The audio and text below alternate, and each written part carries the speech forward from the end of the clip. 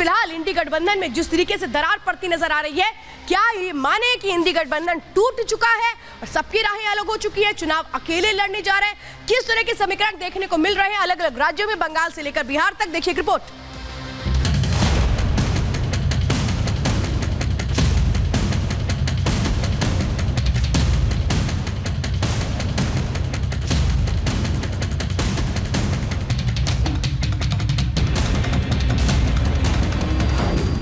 चुनाव से पहले ही टूट गया इंडी गठबंधन? बंगाल से शुरू हुई बगावत कहां तक जाएगी? नीतीश का बदला मिजाज क्या संकेत दे रहा है? पंजाब की लड़ाई आप कांग्रेस को अलग कर देगी? अगर बीजेपी को हराना है, तृणमूल का होना बहुत जरूरी है। कांग्रेस कह रही है कि बीजेपी से लड़ाई के लिए टीएमसी यानी ममता की गठबंधन में मौजूदगी जरूरी है। दूसरी ओर बंगाल में राहुल गांधी की यात्रा का कुछ इस अंदाज में स्वागत हुआ। दीदी की पार्टी के सिपाहियों ने न केवल पोस्टर के जरिए राहुल को बाहरी कहा, साथ ही साथ संकेत दे दिया कि इंडी गठबंधन से बाहर होने के। इसके तुरंत बाद डेरेक ओब्रायन के बयान ने साफ कर दिया कि कहानी ज्यादा लंबी नहीं है। डेरेक ओब्रायन ने कहा कि अधीर रंजन चौधरी बीजेपी की भाषा बोलते हैं। बंगाल में गठबंधन काम नहीं करने की 3 वजह है। अधीर चौधरी, अधीर चौधरी, अधीर चौधरी। बंगाल में हालात लगभग साफ हैं। ममता दीदी एक कदम भी कांग्रेस के साथ आगे बढ़ने को तैयार नहीं है। यही वजह है कि इंडी में सिर्फ फुटअव्वल शुरू हो चुका है। ये सारी चीजें दुर्भाग्यपूर्ण तो है ही, इसको कतई भी स्वस्थ संकेत नहीं माना जा सकता। लेकिन चूंकि इंडिया गठबंधन की बुनियाद पटना से पड़ी थी, उस बुनियाद के कमजोर होने से हमें कष्ट तो होगा ही। हम अभी भी चाहेंगे कि अंतर्विरोध जल्द से जल्द सुलझा लिए जाए। नीतीश कुमार बहुत पहले ही कहा था कि बेपेदी लोटा की तरह वो बेपेदी औरत है, इसलिए माहौल देखकर, हवा देखकर वो समझती है और अभी वो शुरू से ही एनडीए के साथ ज्यादा रहना पसंद करती हैं। कभी कभी कांग्रेस के साथ आती हैं, कभी कभी अकेले चलने की कोशिश करती हैं।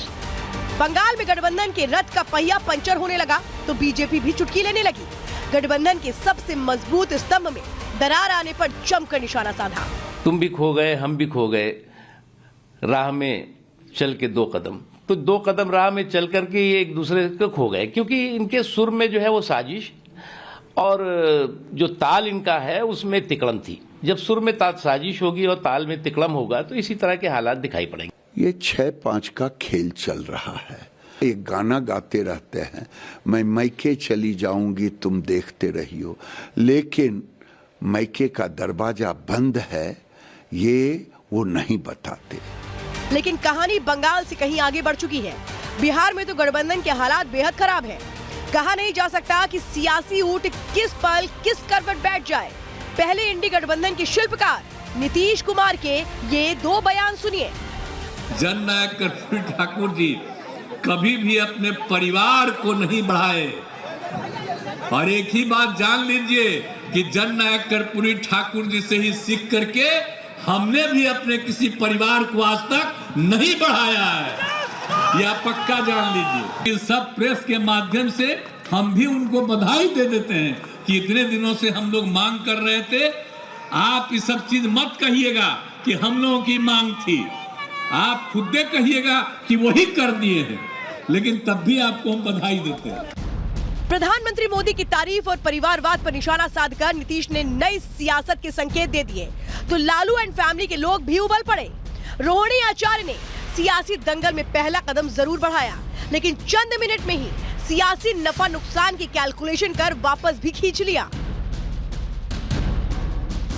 रोहिणी आचार्य ने अपनी पोस्ट डिलीट कर दी, लेकिन तब तक जेडीयू और आरजेडी के बीच सियासी बयानबाजी शुरू हो गई। मदन साहनी ने इंजन के साथ बोगी की मजबूरी बताकर बिगड़े हालात की पुष्टि कर दी।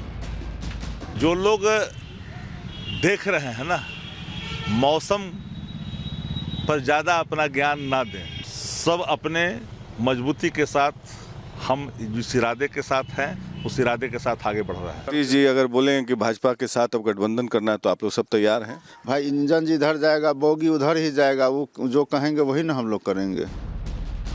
बिहार में कयासों के दौर के बीच कहा जा रहा है कि नीतीश का झुकाव फिर से बीजेपी की ओर बढ़ रहा है। बताया जा रहा है कि नीतीश ने अपने सारे कार्यक्रम रद्द कर दिए हैं। उन्होंने अपने आवास पर पार्टी नेताओं के साथ बैठक की। तेजस्वी ने भी आरजेडी नेताओं की बैठक बुला ली। कहा जा रहा है कि लालू प्रसाद यादव ने फोन पर नीतीश से बातचीत की। दूसरी ओर बिहार बीजेपी के नेता दिल्ली पहुंच चुके हैं। तो उन लोगों को निर्णय लेना है क्या नहीं है, और पॉलिटिकल मामले में परमानेंट कोई किसी का दोस्त और दुश्मन नहीं होता है, और जो निर्णय लेना होगा उन्हीं लोगों को लेंगे, उनके दल के लोग लेंगे। कहीं से लग रहा था कि कुछ लोग लगे हुए थे कि पार्टी जेडीयू वगैरह में कहीं तोड़ फोड़ इसकी आशंका भी थी, कोई बहुत स्मूथ नहीं चल रहा था। लेकिन अच्छा होगा बीजेपी के लिए, जेडीयू दोनों के लिए अच्छा होगा, जो दोनों का फिर से गठबंधन, जो नेचुरल गठबंधन है वो कायम हो जाए तो अच्छा होगा। उस ओर हमको लगता है कि काफ़ी प्रगति हुई है, और कभी भी एनी टाइम। बीजेपी नेताओं की दिल्ली में मौजूदगी और बिहार में बैठकों का लंबा दौर, तस्वीर साफ है कि गठबंधन की उल्टी गिनती शुरू हो चुकी है। लेकिन सवाल यह है कि अगर इंडी के शिल्पकार नीतीश कुमार ही अगर गठबंधन में नहीं रहे तो गठबंधन का भविष्य क्या होगा? ममता ने अगर साथ छोड़ दिया तो कितने राज्यों में मिलकर लड़ पाएंगे चुनाव? Bureau report, Republic Bharat. आपको बड़ी खबर बता दें, जिस तरह से बिहार में हलचल है, इस बीच आपको बता दें जेपी नड्डा जो 27 जनवरी को केरल जाने वाले थे, उन्होंने भी अपना कार्यक्रम रद्द कर दिया है। आपको बता दें कि बीजेपी 27 जनवरी से 1 महीने तक राज्यव्यापी पदयात्रा का आयोजन करने वाली थी, और इस कार्यक्रम के उद्घाटन के लिए कासरकोड जिले में जाने वाले थे जेपी नड्डा 27 जनवरी को। लेकिन अब उस दौरे को रद्द कर दिया गया है। जिस तरीके से बिहार में इस वक्त सियासी उठापटक देखने को मिल रही है, ये दौरा रद्द किया जाना बेहद अहम हो जाता है, क्योंकि बहुत कुछ संकेत मिल रहे हैं। इससे पहले आपको बता दें कि बातचीत भी की गई, 3 घंटे तक मुलाकात भी, परसों 3 घंटे तक बैठक भी हुई बिहार के मुद्दे को लेकर के। इस बीच बिहार में की हलचल पर आपको बता दें एक और बड़ी जानकारी आ रही है। इस वक्त आपको बता दें बिहार में जो सियासी उठापटक है, उस बीच लालू प्रसाद यादव ने विधानसभा स्पीकर से बातचीत की है। सियासी हलचल के बीच ये बातचीत की गई है। लालू प्रसाद यादव ने विधानसभा स्पीकर से बातचीत की है।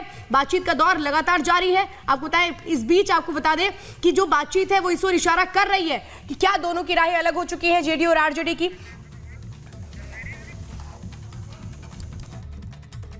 तो इंडी गठबंधन उलझा हुआ है, सीट शेयरिंग का फॉर्मूला तय नहीं हो पा रहा है, लेकिन बीजेपी कैसे एक के बाद एक अपनी स्ट्रैटेजी पे काम कर रही है। प्रधानमंत्री नरेंद्र मोदी ने बिगुल फूंक दिया है 24 के लिए चुनाव में कैसे आगे बढ़ना है। बुलंदशहर से जो चुनावी बिगुल प्रधानमंत्री नरेंद्र मोदी ने फूंका है, शिलान्यास करके बता दिया है कि आखिर कैसे बीजेपी स्ट्रांगली आगे बढ़ रही है। थीम सॉन्ग भी लॉन्च कर दिया गया है। तो अब शायद और बड़ी चुनौती हो चुकी है खड़ी विपक्ष के आगे, इंडी गठबंधन के आगे, जो पूरी कोशिश कर रही थी कि कैसे एक तरह से शिकस्त दी जाएगी, लेकिन शिकस्त वो आपस में ही देने में जुटे हुए। तो बीजेपी को इसका सीधा सीधा फायदा मिल रहा है। देखिए, आप देख रहे हैं प्रधानमंत्री नरेंद्र मोदी है, उत्तर प्रदेश के मुख्यमंत्री योगी आदित्यनाथ है, और ये आप देख रहे हैं जिस तरह से ये शिलान्यास किया गया है। कई कार्यक्रम है, बड़ी सौगात यहाँ पर दी गई है बुलंदशहर वासियों को, और इसके जरिए कैसे एक बड़ा संदेश दिया गया है कि पश्चिमी उत्तर प्रदेश में सीटों को स्ट्रांग करने के लिए जो कोशिशें हैं वो